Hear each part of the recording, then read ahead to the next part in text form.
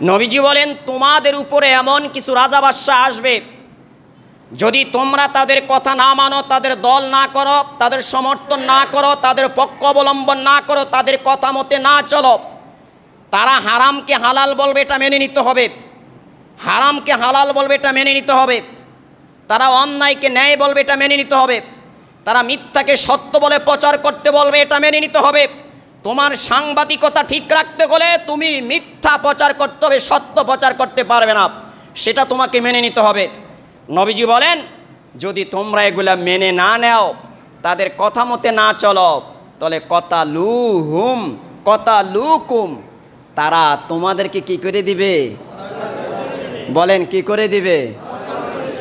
মিলে না হাদিসের সাথে, প্রেক্ষাপটের সাথে? কথা বলেন না, মিলে না? হ্যাঁ,